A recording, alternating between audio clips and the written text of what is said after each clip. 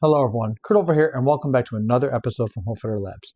Today we continue on with Fiore's Axe and Armor section of the manuscript, and we're going to be looking at each of the posta like we did before and every section before within the manuscript and talk about its tactical breakdowns and everything else. To start off with this, we're beginning with the Posta Breve la Serpentina, which is the first that he shows within this, and we're going to coordinate here once again how these positions and everything else are structures that are based upon certain tactical considerations and also the actions that come out of it. In these videos right here, I'm not going to be going back to the Abrazare section before. Like I said before, like when I was doing the sword two hands, I talked about how they are connected within the Abrazare structures. At this point in time, I believe that everything already has been carrying over. So just because it's the axe, it doesn't change. And that all these positions right here are coming from some type of action or position of the Abrazare section, which enables us to make these postures and structures. But before we get into looking at this poster right here, please, if you're new to the channel, like, subscribe, and share with a friend out there. If we want to join this channel here as much as possible, and that's not possible without viewers like you, so please join us for this journey within Fiore's Abrazare. Don't forget to hit the bell to be notified when new content drops within this channel, and leave a comment below what your thoughts or considerations are.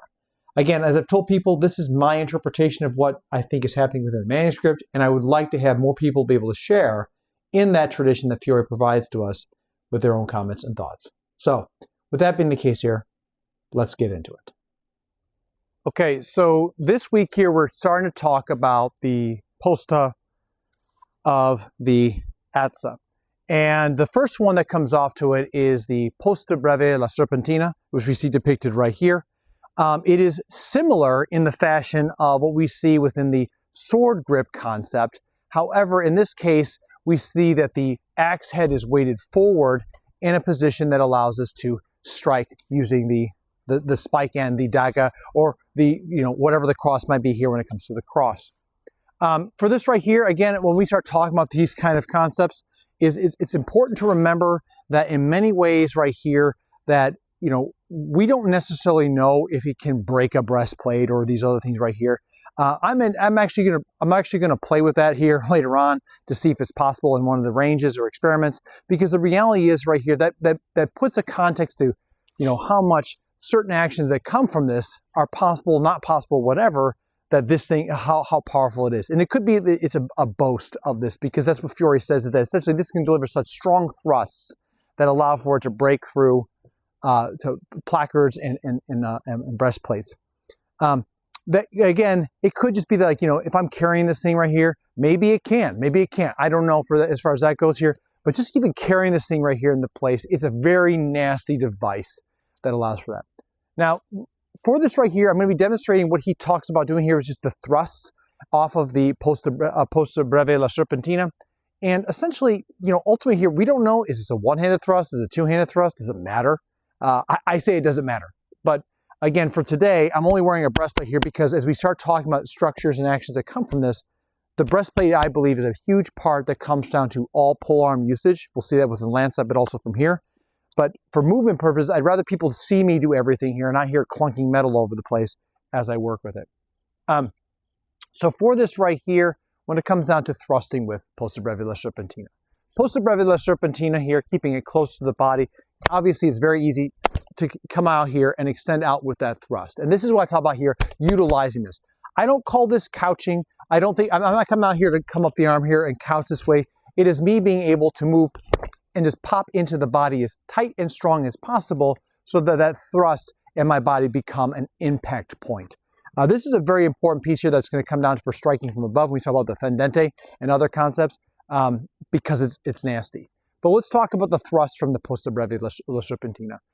Obviously, he says thrust to the breastplate and the placards. So placards being, it could be, you're talking about a lower portion right here where pieces are coming off of the upper part of the body. There's also points right here where, as I understand it from some people, you'll see that there are placards that are up in this section right here, which are eventually replaced with rondelles. And I believe the term for that is also called placard, which might be what he is saying.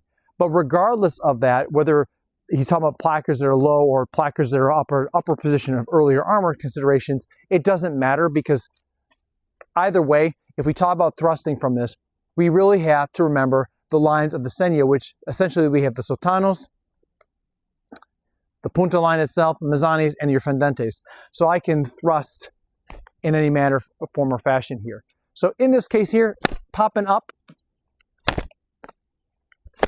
it's very easy to pop up and just to kind of let my arms hinge up and strike, right? So I can easily do that here, no problem whatsoever. I can, if I'm in this position right here, I can also thrust low with this, high with this. I can thrust to the side here, and then also if I'm trying to come from above. Notice I'm not trying to do this as much. It's more about using just the basic line of the limitations of posta frontale. That's one of the things I talk about in classes, that essentially we're always in a spot where my arm is at least perpendicular, max perpendicular to the ground to be able to do the strikes. So that's the obvious thrusts right there, which are very easy. And again, like, yes, this point right here is very nasty and it can do the damage that's necessary on this, right? However, we also have options that we have to remember too from the 6 dissimilar guard positions, i.e. we can thrust out with this in a long position. So I might pop. So probe, probe, thrust. And because I don't have to worry about catching the blade and I can just kind of grab onto the wood, I can throw and bring it back as easily as possible, which is important because this would weigh more in that extension. I have to come back and catch it faster. Even with this trainer right here, it is still weighs more, obviously, than this end right here that's got a DAG simulator for other thrusting positions. But again, Posta Breve la Serpentina, it's not a complicated position. In anything right here, it seems to me much more of a commentary about, once again, how we want to utilize a thrust to probe, to strike, and that perhaps the design of this right here, because it's shorter, I can really get a lot more. It's closer to be able to punch through metal against an opponent's upper and lower extremities.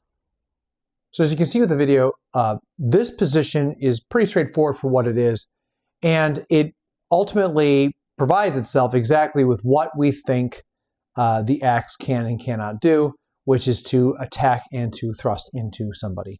Now, the part about this right here that I think is very interesting, and like I said in the video, he talks about how this is great for breaking through the breastplate or placards. Understand that the word placard, and there's a lot of different terminology for that.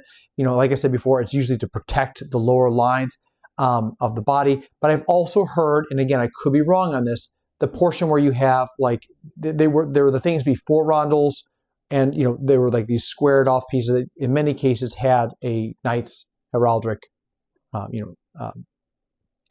status, but their colors and whatnot over their armpit sections right here, which may have been the first type of rondels. I've heard those called placards before, and if I'm wrong, please correct me. But ultimately here, the point is the axe itself is devastating in being able to attack into somebody and to pierce the armor.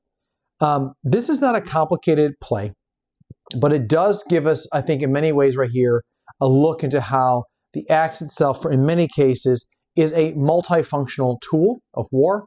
And that while we may oftentimes think of it as a chopping and smashing device, it's actually, once again, relying on the elements that we've seen before within dagger and in sword, about that cleverness and deceptiveness of the sword to find effective strikes on somebody.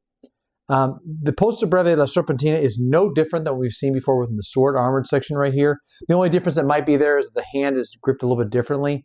I don't necessarily think that is a big change here in this right here, because as we'll see, as we've seen with the 6 dissimilar guards, grips on the sword are very different. And maybe he has it very specific to a certain direction. I don't think that he's just married to one grip in there. And essentially, because when combat gets crazy, there's only so much that you can do. So Breve itself is a great indicator about that kind of close work that we've seen before, and also the probing mechanism that we get from the other positions of the 6 dissimilar guards. Interestingly enough, if you look at this, what we see here also is that right hand is on the butt of the axe, which is also, I believe, a signifier to the concept that we saw before within the 6 dissimilar guards, because that's how you can do those really long thrusts. I actually am kind of interested to see how that kind of pans out with different type of axes that I do have. Again, for many of my heavier, for my live steel type pieces, while it's heavier, it's not impossible for me to do that kind of mechanism. And, you know, instead of being at the pommel of the axe, or in this case, it's a spike, a pedale or a daga, you know, I have a little bit of room right there to be able to have that aligned to my forearm so I can cast out and come back. This makes it incredibly deceptive in being able to hide length. And again, when we talk about Posta Breve la Serpentina for the Azza, it just shifts what we can do off of this. Again, one of the things I love about Fiore's manuscript is a final thought for this, is just how much everything ties together. So when we think about the Abrazare section and how Porta di Ferro, many things come out of this position. Like I said, I'm not going to go through all what positions are made off of this to make the positions anymore, as I believe that that's already been covered in the sword and everything we've talked before here between the 6 dissimilar guards and the sword in two hands section. So all those Abrazare concepts are already playing into this right here as far as the structure. But the thing I do love about this right here is, once again, if we look at it, in my opinion, he is in a position of Porta di Ferro. And in this position of Porta di Ferro, once again, we see that many things come out of it, strikes, and we end to come back to it. So very cool stuff right there for this right here. I'm excited to get into the axe, and that's going to wrap it up for this video right here. But you tell me what you think about this. Have you used this position before, and what are your thoughts and considerations about armor piercing with the axe with the spike that's at the end of it all? It could be, in many ways right here, because the weight of the head weighs more, it could be that it's expected to punch heavier and harder than maybe a lance or a sword would, because there's more mass up there with this spike that's through. I don't know yet, but I do intend to test that in future videos. Just got to be able to get to it. So for now, though, as always, everybody, please be safe out there, train well, and fight on. I will see you all soon.